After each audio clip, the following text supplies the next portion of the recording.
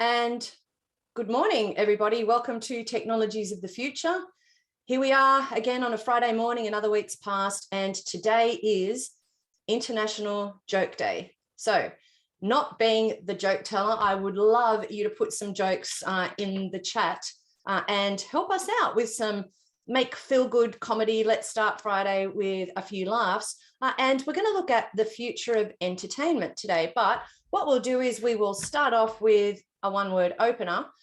So if you have a one-word opener about how you're feeling today, write it in the chat, put it in the comments box.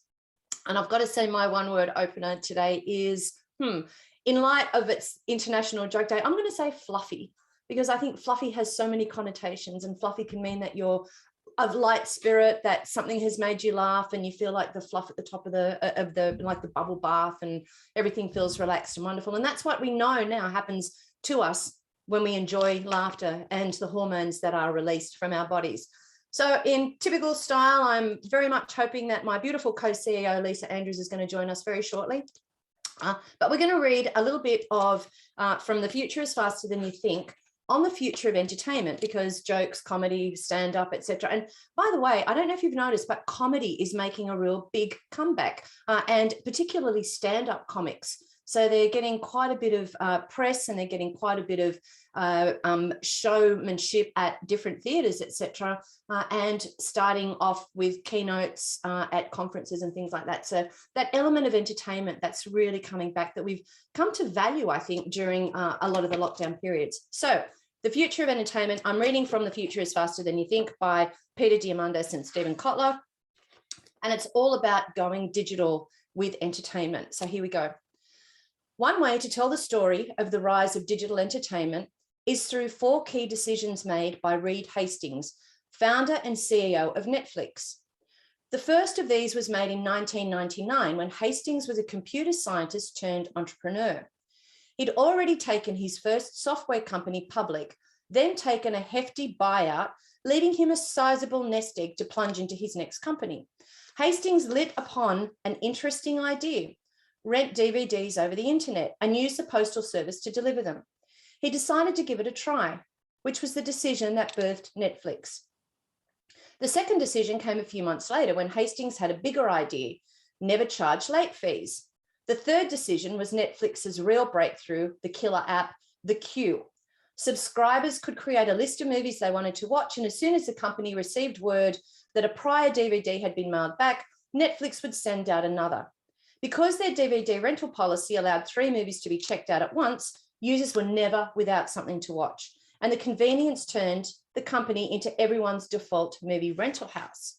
It was one of the earliest platforms and plays, and it helped transform the industry, making Netflix a titan. So we all know what happened, the story about the Blockbuster scenario, and they out-blockbustered Blockbuster, and then they went into production, and that's where we're sitting with Netflix right now. So Netflix are a huge production company, but they're also into changing their business model and progressing as they go. So the future of entertainment, how do we use AI in these scenarios? And it's quite an interesting concept that people keep changing and evolving. And this really needs to happen. So I'm very, very excited to invite Brendan Clark, who is one of our regular panelists, on to share the screen with me to discuss AI, entertainment, and potentially maybe to tell us a joke. Does anyone have a joke that they want to share with us on International Joke Day today? So Brendan, come on down, as they say in some of the old entertainment scenarios. Hi, Brendan, how are you? Hey, how you going? Oh, yep, okay, yeah, how are you? What's your one-word opener for today? Renewal. Excellent, okay. So should we expand on renewal, or should we leave it at renewal and move on to, do you have a joke to tell us? I do. Excellent. I was going to say renewal because we've got a new government, and that's changed the big direction of our country, hopefully for the better. I can already see some of those changes happening now, and that gives me very, very good excitement. They've actually got a science minister again. That would make you happy. Yeah. A joke. Okay, cool. All right. There's this band. It's called 1023 Megabytes. They're not very successful because I haven't got a gig yet. Ha, ha, ha. Ah, that's excellent. And I love the fact that it is tied into, that's fantastic. I love it. Okay. All right, last one. What's an AI's favorite music? What? Algorithms. Oh, I love these. Do you make them up or do you find them somewhere? I found these ones. Yeah, lovely. I love it. Okay, wonderful. That's funny. That's great. Because I'm trying to rack my brain thinking of a good joke. I either remember the punchline or the joke. So I very rarely am able to put the two together for some ridiculous reason. However, I love laughing. So, you know, and so let's go into, how does technology affect how we feel, or how does it measure how we feel? We've learned so much by hooking up our brains to computers and learning what happens when we do laugh, when we do have endorphin release. What do you think? Where do you think that's all going to take us as well? Like, we're measuring sleep, we're measuring heart rates, etc. Do you think we'll ever measure the release of happy endorphins? I don't know about the endorphin measuring, but there's definitely already technology there using camera and facial recognition, which actually checks your mood and tries to detect if you're angry or happy or sad and things like that. They use some sort of a technology, which is very, very weaker form in cars now, in certain cars, to actually see if you're falling asleep or not, if you're alert. And then if you look like you're starting to drift off, you're not being alert enough, it blares some music or something like that. But yeah, I think that's happening. A lot of the virtual reality stuff now is moving into the direction of internal cameras to actually recognize your facial expressions and things like that, which is going to be really good, because obviously one of the things is you're basically a blank mask on most virtual reality stuff. The lips that move in relation to the sound that's generated, not into the actual mouth movements that you're making. And they do a pretty good job, but the actual real good thing is when they actually have cameras internally, and you can actually pick the actual picture of faces, you actually eye expressions and things like that. So you can actually now relate to the person on the other end of the avatar, I suppose, if you want to call it that. Yeah. And that's really interesting too, because I had so many thoughts going through my head. Then even just with the cameras and the ability to, that constant surveillance that we do, that led to a whole lot of, Big Brothers and different types of capture the moment, live television. So television kind of took a bit of a directional change with reality shows, which technology enabled in itself. But so let's just go a little bit into the future.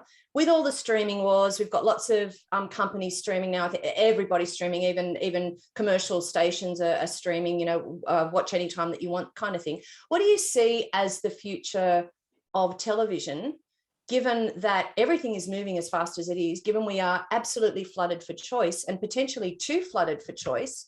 Sometimes people can spend as much time wanting or trying to select what it is that they want to watch or binge watch even.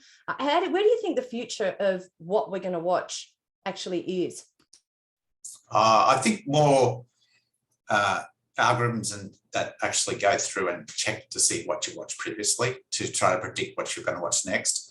That'll become, I suppose, more advanced. It's good and bad, right? You've seen these things on social media at the moment where, the Trumpian movements, right?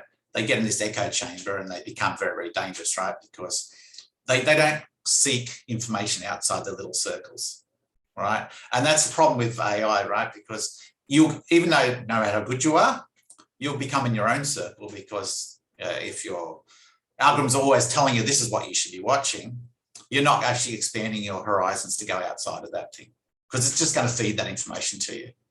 Yeah. Yeah, and I think that is part of the danger, isn't it? Really, that we're going to get completely locked into the fields, and we're not going to be open to new information.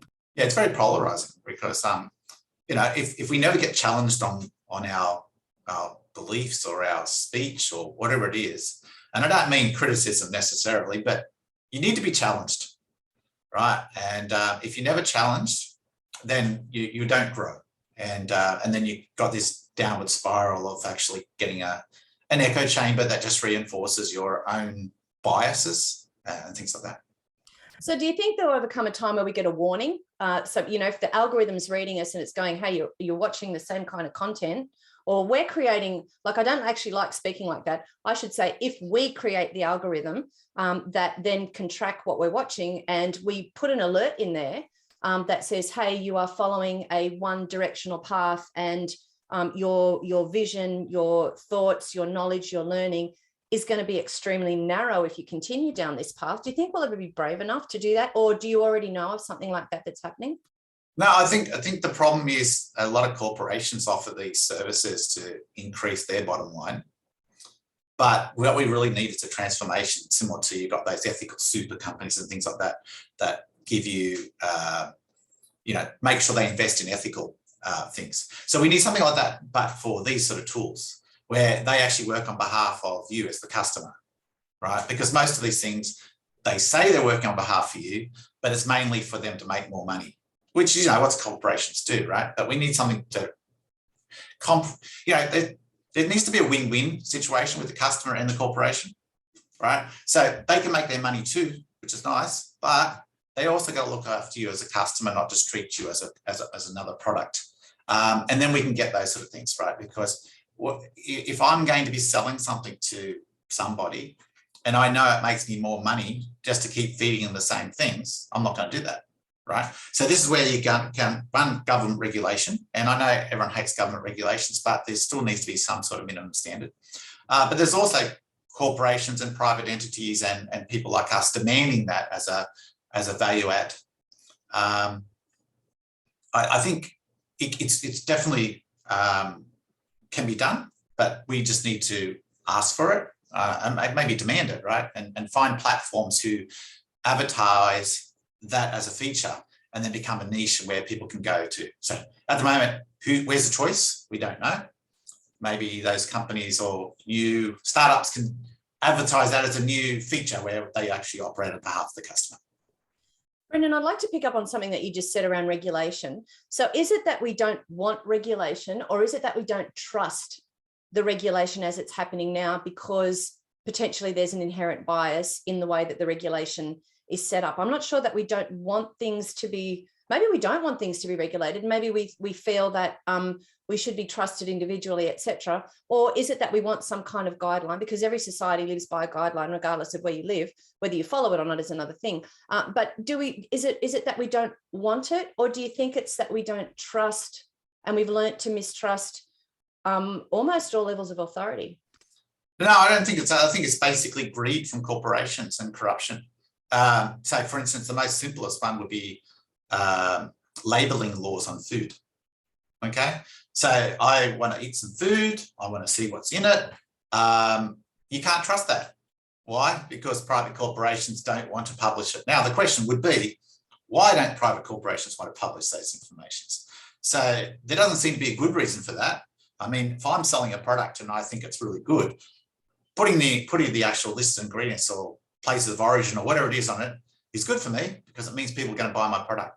So you've got to ask why people don't want regulations, right? Doesn't mean all regulations are good, but it means you've got to ask the why not? And the answer is why not is because they want something to hide, right? And so I think we should increase these regulations to make sure companies comply. But there's also over-regulation, which restricts new and improved things, right? So I think information regulations, e.g. giving that information to the customers, is not really imposing a big burden on people. It's just giving the customer knowledge.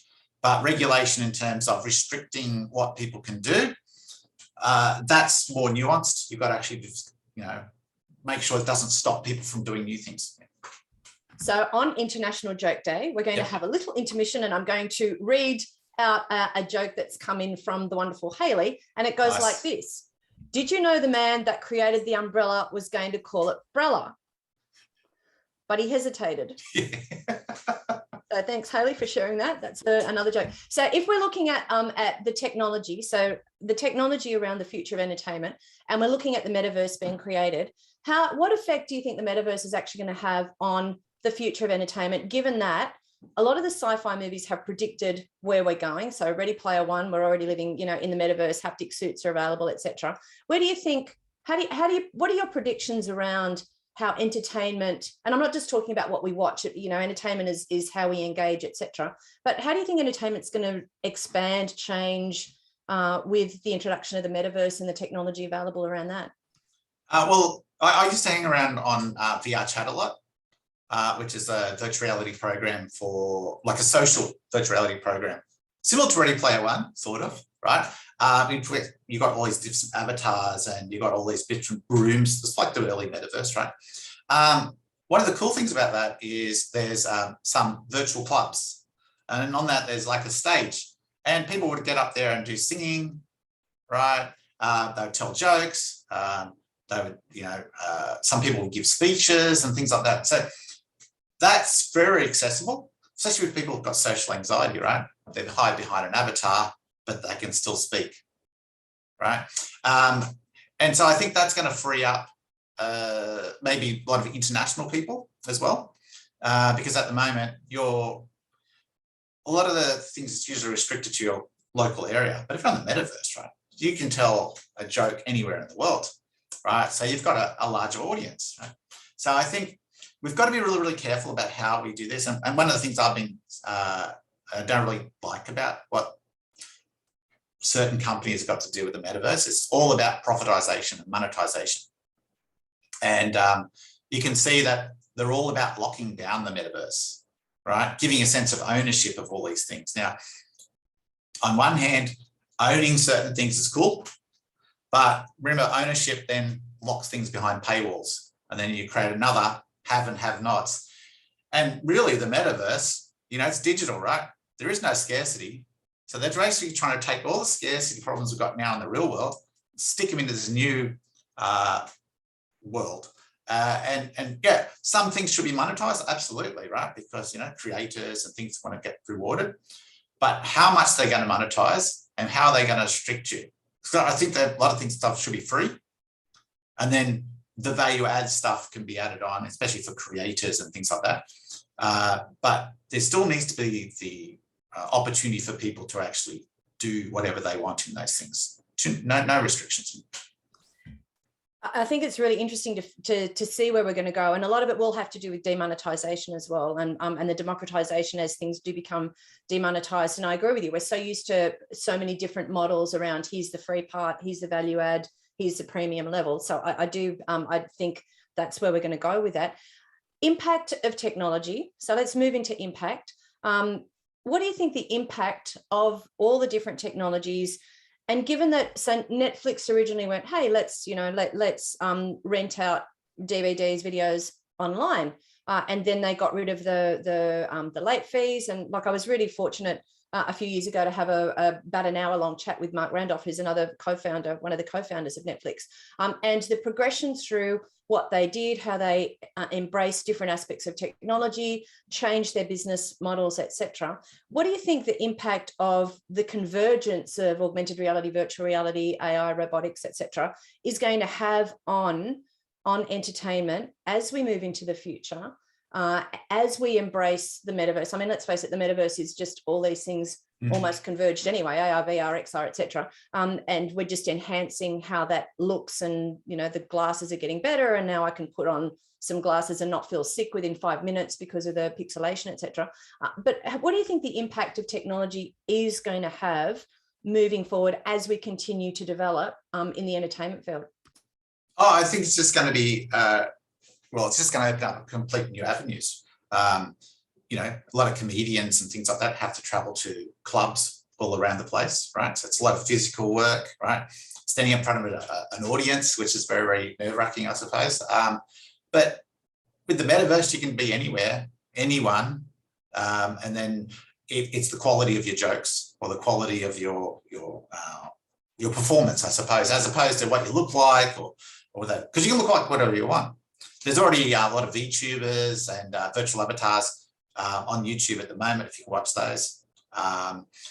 They're already doing that comedy stuff already. It's like the future metaverse already.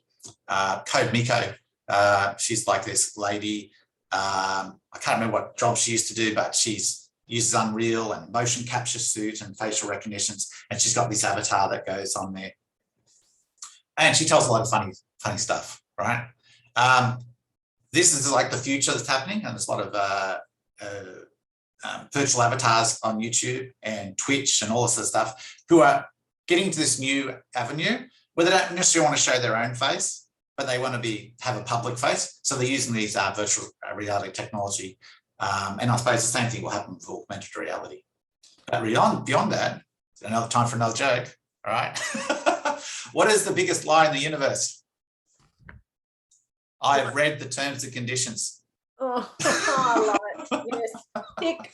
Who's going to read those? You know, I actually read somewhere that there was going to be something passed that made them condense all of that into A, plain speak, but B, much shorter information so that people would read it. And when they ticked it, they knew what they were agreeing to. Very interesting. If we go back just to the avatar for a minute and we have a think about movies like Alita, what impact do you think that's going to have? So, you know, totally created character, animated character. What do you think the impact that's going to have on the profession of the actor and even the producer? Like, is everything going to happen on a screen? You know, script writing, developers, etc. There'll be some potential professions that won't change. But do you think it'll have a big effect on the acting side of things? Well, it sort of already is. The Mandalorian, they used to, like a lot of movies where they have on set, right? They build all these really expensive sets, right?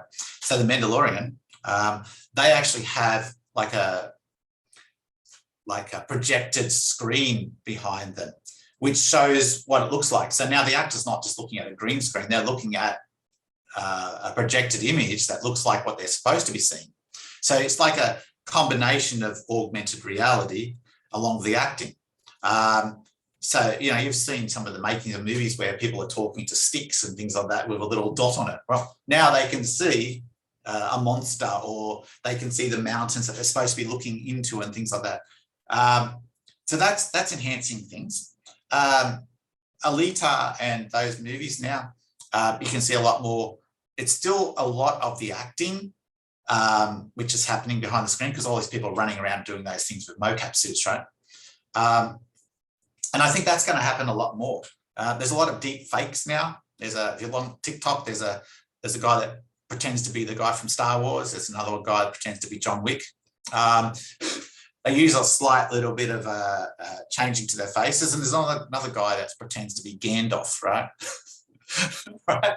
So they basically just doing the normal stuff they do, but they've got like a Gandalf face on, and it's really, really funny, right? So I think there's going to be a lot more of this, and as this technology becomes much easier to deploy, there'll be a lot more of this acting, and it'll open up to a lot more people. Yeah. So will we be spoilt for choice, or will we be confused by all the choice that we've got? Let's move into, we're nearly out of time. Let's move into, what's your vision in the entertainment scene, aligned with all the things that we've been talking about this morning? Maybe another joke thrown in as we come to a close. If you've got another one, you've done very well though, bringing three to the party. What's your vision for entertainment into the future? Entertainment's just going to be, well, it's going to be much the same as it is now, right? But I don't think the free-to-air stuff is just going to be on online streaming. And a lot of it's going to be real time, and a lot of it's going to be interactive, right? We can already see that now. There's a lot of computer games are like movies, right? Except you're the character. Well, if you're in virtual reality, you really are the character, right? And with that facial recognition and some of the technology that looks at your expressions and measures your heart rate, there's actually a game now, I can't remember what it's called, and it actually will change the game monsters and also the music based on how you're feeling. So if you're getting really, really scared, it'll tone it down a little bit, right? And if you're getting a little bit bored, if your attention's wavering a little bit, it'll up the ambience of the music, it'll put some more monsters in to get that heart rate up again. So you'll be same sort of thing with the movies, right? We'd like a choose your own adventure, but you'll be the person. And we've already seen some of that nowadays, but that technology is only going to get better. And could you imagine multiplayer type movies or something like that, where you're actually part of the audience, right? We used to do this with VR chat in the old days as well, where you could actually sit in a virtual movie theater with your friends watching a movie on TV. So you can watch movies with someone, even though you're half the world away. That's the future of entertainment, right? Bring your friends closer, your family and things like that, where we can't necessarily meet them because of distance or injury or whatever it is. Well, now you can meet with everyone in real time. I love that. So and all we're doing really is transferring the concepts that we've already got for the workplace into the entertainment field. Yeah. Anyway, I'm going to do a real zoom in on what my vision for the future is. As most people would be aware, Lisa and I are absolute musical tragics. So I would like to be able to insert myself as the heroine in any of the musicals that I am totally absorbed by, be that Hamilton, Frozen, be that Mary Poppins, whatever it's going to be. And I can actually be the heroine or the hero, depending on what my mood is at the time, whether I want to be, Eliza, or whether I actually, in fact, want to be Hamilton in the movie itself, or whether I want to be, I know Lisa would potentially want to be Iron Man. I'm not sure how he would feel about the pink boots that she wants to wear. But, how amazing would it be to actually insert ourselves? And when I open my mouth to sing those really high notes, it was adjusted in the augmented reality, virtual reality world. So everything sounded wonderful. So that's my very much a zoom in perspective on the future of entertainment. Let's go with a one-word closer. Brendan, what's your one-word closer after we've been talking about entertainment and jokes? Do you have one more joke for it? AI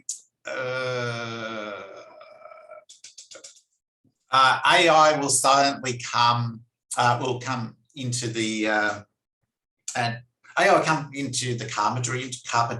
I can't speak to this morning. Need more coffee. Carpentry industry, right? But then you'll see these people coming out of the woodwork. Okay. It's a bad one. It's very, very lame. But anyway. Okay. All right. Thank you. Thank you, everybody, for joining us. It's International Joke Day today.